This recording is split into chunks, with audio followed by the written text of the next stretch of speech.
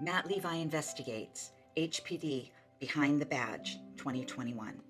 Brought to you in the public interest without commercial interruption by BEI Hawaii, Hawaii's leading distributor of agricultural and industrial chemicals, fertilizer, and specialty products. So the front main entrance door appears at the boarded up the glass with a wood. A good police officer basically knows that you're not doing this job for attention, for fame, for glory, because none of that comes. Usually you get yelled at a lot. Most of the situations you go to, you're going because something bad happened. So they don't like to see you come. And we know that. But yet you got to still be able to do your job. First local male is wearing black shirt, jean shorts, sticking his long sleeve. I think what makes a good cop is probably what's always made a good cop, somebody who wants to do good and help others be fair in the way that you think is fair and do the right things.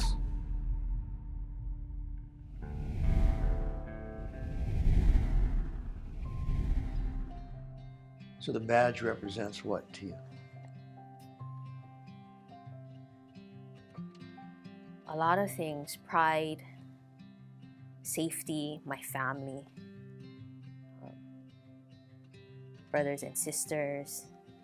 It represents everything. It represents the aloha spirit of what we are in Hawaii, where we're one big family, no matter if you're a stranger or not. And that's how I feel that Hawaii is and what the badge represents. Let's get one thing out of the way. The Honolulu Police Department is not in danger of collapse. It is facing unprecedented scrutiny and criticism, but HPD will survive. It's an institution with a rock-solid foundation. The department's men and women honor the debt they owe to the community that still overwhelmingly supports and trusts them. Very much. But then, close intervals, just right. Officers also carry into the streets every day and night an appreciation of the sacrifices of those who came before them. It's upon the unbending shoulders of the officers in HPD's long history that the men and women of 2021 proudly stand. Honolulu, in many respects, is still a small town. Family, school, and business relationships are its strength, and those unique island bonds can be an impenetrable wall to outsiders seeking to fit in. Local law enforcement exemplifies that strong as steel network. Unusual is the local resident not related to or not close to someone with ties to the Honolulu Police Department. For decades, the department ran smoothly. Then, the unthinkable. Honolulu Chief of Police Louis Kealoha and his wife, a Honolulu deputy prosecutor, were charged with federal crimes. The trial that followed uncovered a sometimes confusing and embarrassing tale of corruption, resulting in lengthy prison terms for both. Corporal Chad Giesman is a 25-year veteran of the force. When that investigation started coming up, a lot of us were thinking, no.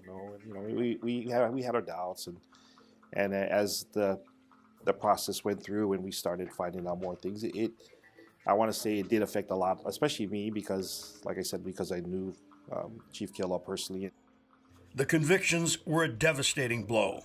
Tonight, you will hear from Honolulu Police Department rank-and-file officers speaking publicly for the first time as we explore issues going to the very core of their mission and to the integrity of the department. Those officers' story begins with Louis Kealoha, the former chief, convicted and sent to prison. You don't want to believe it. You have your doubts, but at the same time, it starts to look bad on the department, and you can see not so much morale, but you can see a lot of people. Yeah, it takes effects because that's a lot of the questions when for us patrol guys go out there. You hear it a lot. We get those questions every day. So how's your chief? Or it's sarcastic, or whether they were asking serious. It's just hard answering those type of questions to the public. Sergeant Nathan Bisa has worked patrol and SWAT for 32 years. The end result just tainted the Honolulu Police Department from how the community or how the media perceives us. So we have to move on, and we have to build that trust again. but trust was lost? I believe the trust from society and the community, I think trust was lost. Corporal Sherry Tafflinger came from a law enforcement family that influenced her decision to join HPD. She has served 17 years on the force. Did that put a stain on the whole department? It did, because we get judged by one person's actions, but doesn't mean we're all like that. You know, there's a lot of good that people do in the department, and I feel that that's an isolated incident, and you shouldn't judge us as the men and women of the department because our leader made a bad choice. Sergeant Tamara Torres has 21 years on the force. She served 8 years in the Marine Corps before joining HPD. Being a police officer is the one occupation that everyone is grouped together as a whole. So you have one police officer that does bad, the whole department is corrupt. And that's the way, unfortunately, we get talked about, which is unfair because no one says that about teachers. You have a teacher that preys on kids in schools. That teacher gets arrested, gets convicted. No one says all teachers are bad. They're all doing it to our children. No, they focus on that one teacher. But when you're a police officer and a police officer does something, then it's like they all do that. They're all corrupt, they're all bad, and we're not. After Kealoha, the rank and file hoped for a long-term stability in whoever came next, but it was not to be. After some initial success, Hawaii's first female police chief resigned before the end of her 5-year term. Susan Ballard's unexpected exit came after a lukewarm review of her leadership by her overseers at the Honolulu Police Commission. The resignation also followed Ballard's involvement in a bitter internal conflict at the top. It was an all-out war that wasn't reported on and therefore stayed hidden from the public. The chief's departure announcement also exposed a rocky relationship between Ballard and Honolulu's newly installed city administration. Officer Tyler Montgomery moved to Hawaii from California for school. He joined HPD 2 years ago. So I was getting in right when all that was going down, and already it just brought me down because makes you feel like a little embarrassed per se, because you go out there and there's already just the public, they might not trust you as much and they don't even know you, whereas whatever you're trying to do or help them, or it's just the morale just kind of went down a little bit. Whoever the new chief is, he or she must balance police work with backroom savvy. The modern day requires, like never before, a leader who is a rare combination, part cop, but larger part politician. Well, I think there's a lot of challenges ahead for the Honolulu Police Department.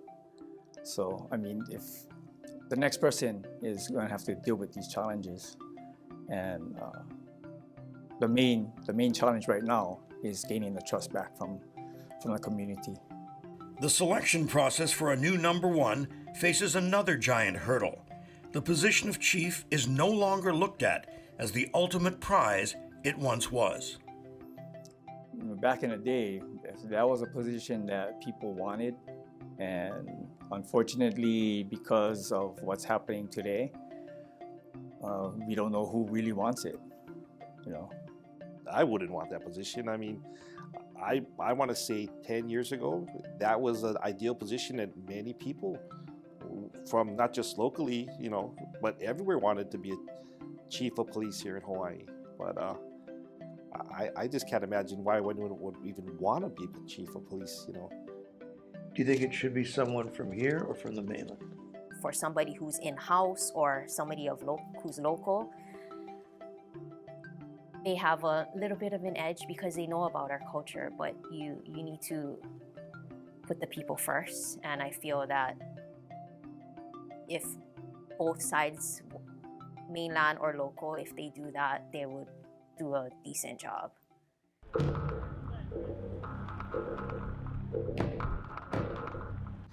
The officers of the Honolulu Police Department are ethnically diverse, with part Hawaiians still the dominant group. followed in order by Japanese, Caucasians, and Filipinos.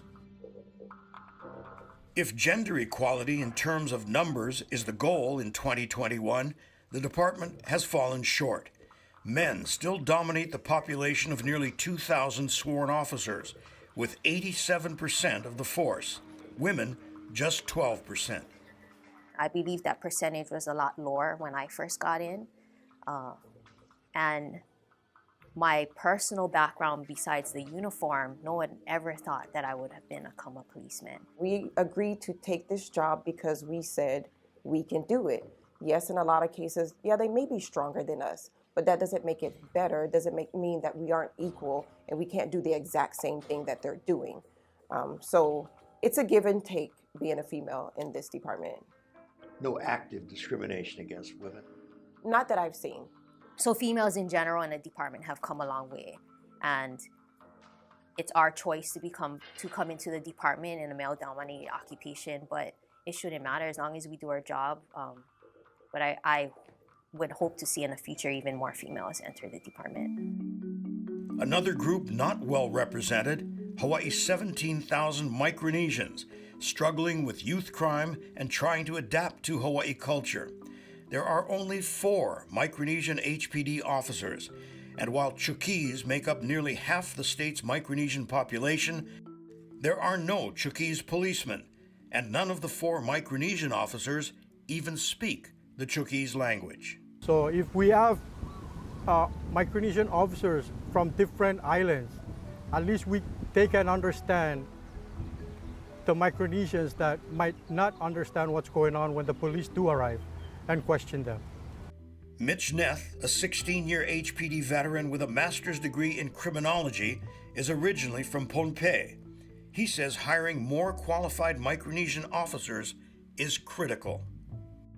It will bridge the gap from the misunderstanding part of from the police officer to the person that they're questioning. Do you think that the Micronesian people are being unfairly blamed for the amount of crime? Most Micronesians are law-abiding? Yes, for me personally, I do believe that.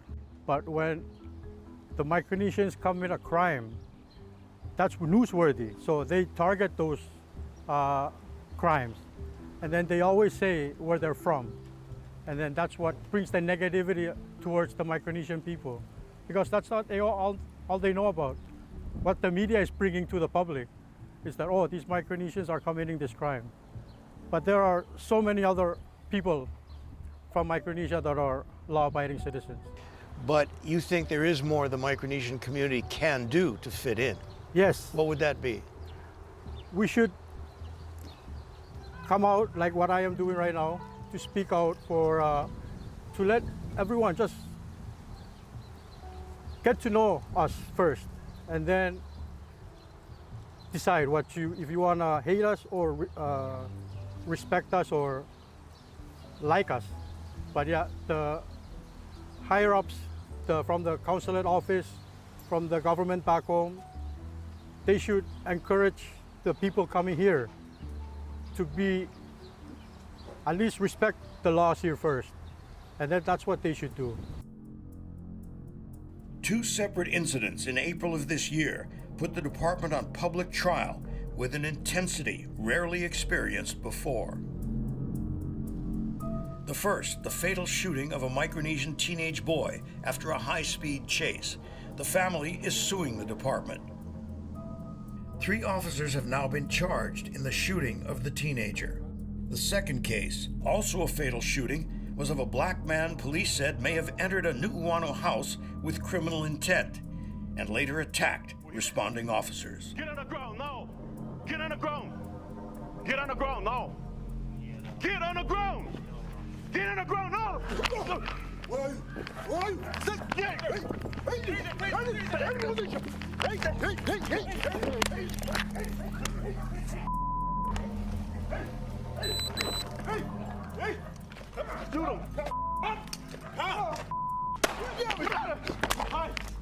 Both shootings generated a furious debate over the actions of the officers involved and the department's handling of each case.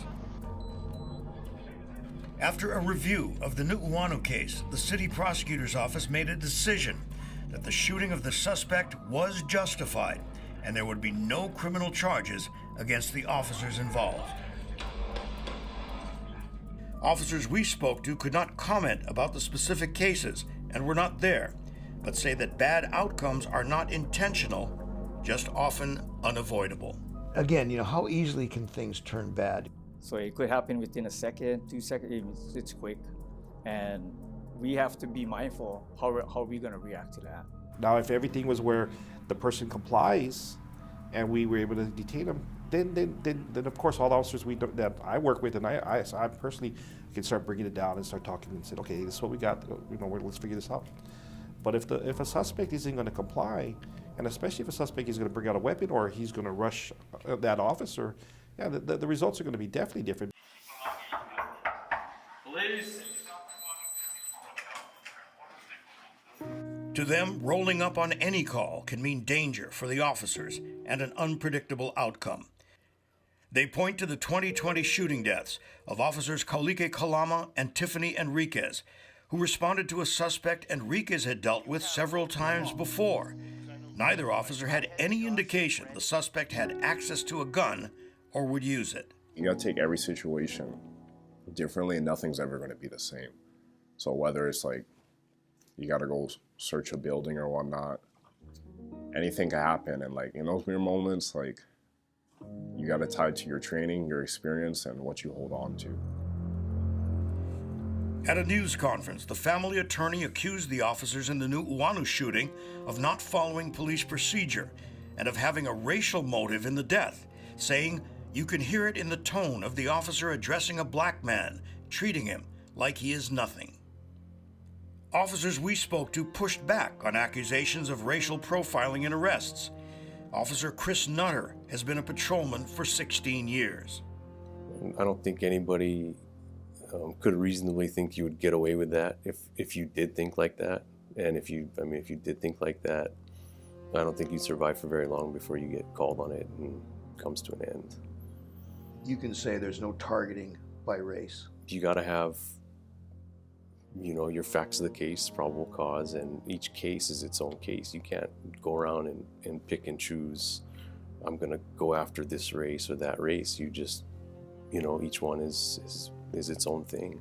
For me personally, I don't look at the individual, the color of their skin, what they look like. I look at what I was sent to, what the severity of the crime is, and if you did wrong, actions have consequences, and that's all to it.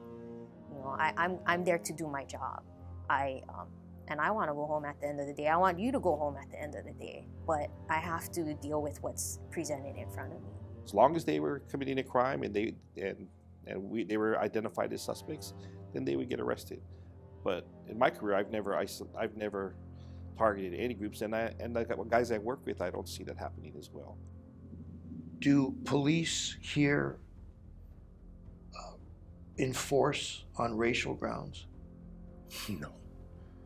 I myself and my brothers and sisters who I've worked with, I've never seen that ever enforce a law or enforce anything or stop somebody just based on their race or arrest them just based on their race. I haven't heard of any situations in my 21 years to where someone has said, oh, you're only going after them because they're black. He only got arrested because he's black. So when accusations of racialized enforcement surface, I am offended because it's not like that. And most people, if you notice in Hawaii, are usually mixed of different races. And you can probably stop any one person on the street and they can just tell you right off the top, oh, they're how many they are. They're, a mix of races. And so for you to even say that, oh, it's racially profiling, you'd be incorrect.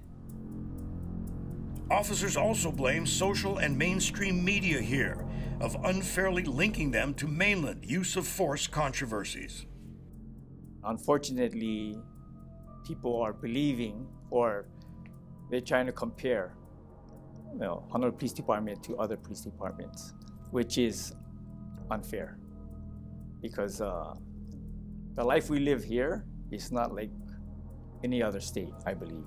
You have all these big stories and trials that just went on in the mainland that happen to have people who were shot or killed by police officers that happen to be Black. So they figure, oh yeah, it has to be, they're doing it too, because it's happening all over, but it's not.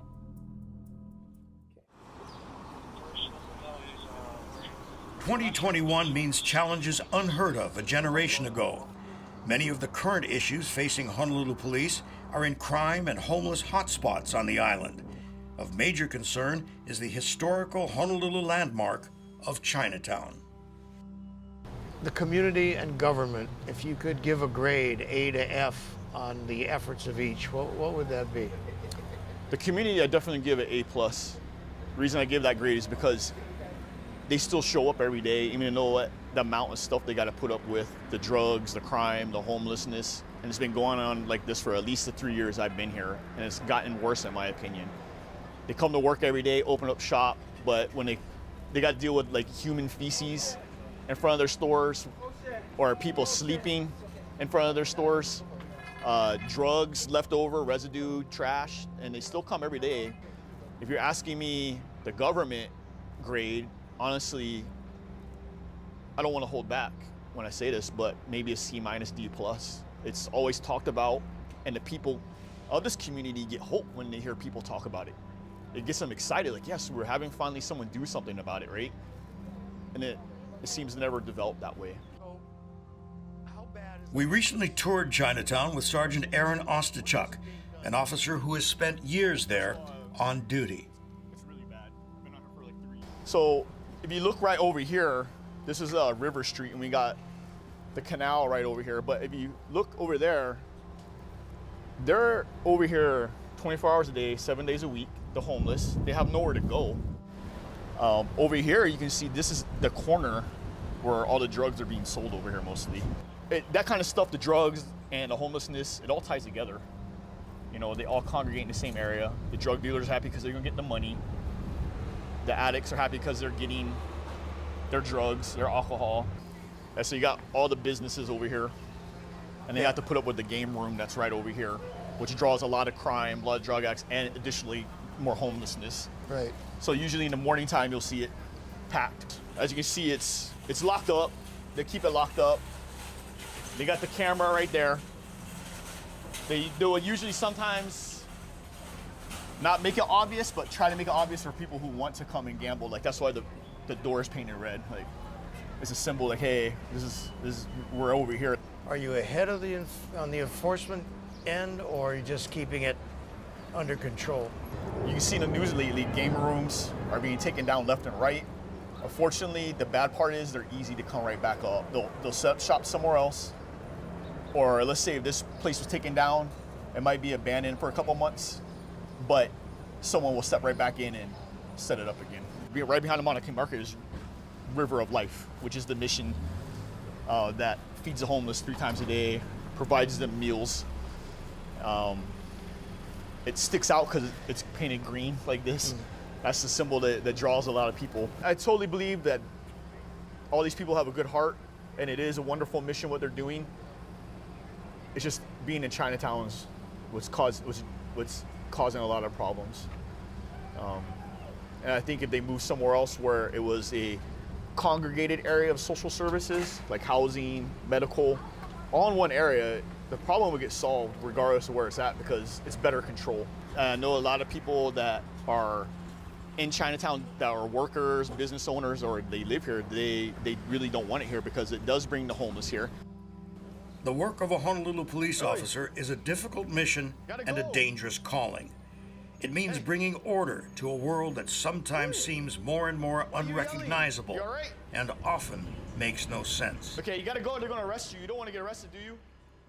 Okay, you gotta go grab your stuff. We are intended to protect life, property, prevent crime, protect the weak from the strong, the good from the evil. People don't realize is that we're not, I don't want to say we're not educated, but we're not trained to handle those type of things like mental health, homelessness, social issues, health issues, and so forth. We didn't go to school for that. We went to school to become law enforcement officers. An officer hears constant criticism, but when the critic's home is invaded, it's the police who get the first frantic call for help. It's kind of hard to find positivity in what you do because, like, if you're gonna come in and every day, like, people are just gonna bring you down, tear you up, throw hate at you, you kind of forget, like, what you're doing, why you're doing it, or even why you signed up to do this, you know? But with that, you just gotta remember that there's gonna be people there that are willing to help you, people there that are willing to be for you, even through, like, dark times. Like, you always gotta have that light during the dark times. No, I don't lose hope because as long as I can reach one person, I feel that I've done my job, and that one person can probably reach another person. As long as that train keeps on going, I won't lose hope. Do things go wrong? Is there room for improvement? Of course. But those who wring their hands and accuse our police of widespread corruption are simply wrong and do a disservice to our men and women in blue. There is one department statistic that we believe is critical in a debate over police misconduct. In 2020, Honolulu police responded to nearly 700,000 cases. The number of those cases that resulted in complaints against officers, only 200. That's fewer than 0.1% of all cases. And the percentage of those complaints that resulted in disciplinary action was even smaller. Do you ever lose hope? Actually, I don't. Because there's always, when you get to that point, you always manage to run into somebody. And sometimes it's like the little things they do or the little things that they say that make you go, okay, you know what? There is still good people that think we are needed, that want us to be here. So it's a thankless job, but it's not a hopeless job. The daily successes of the Honolulu Police Department are rarely seen, heard, or written about, but those successes far outweigh any failures. And that is the real story behind the badge. Thank you for joining us. I'm Matt Levi. Good night.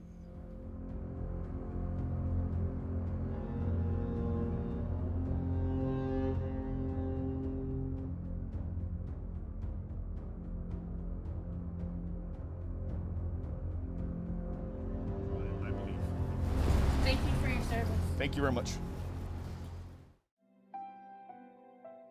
Matt Levi Investigates, HPD Behind the Badge 2021. Brought to you in the public interest without commercial interruption by BEI Hawaii, Hawaii's leading distributor of agricultural and industrial chemicals, fertilizer, and specialty products. And by Hawaii Pacific Health, creating a healthier Hawaii.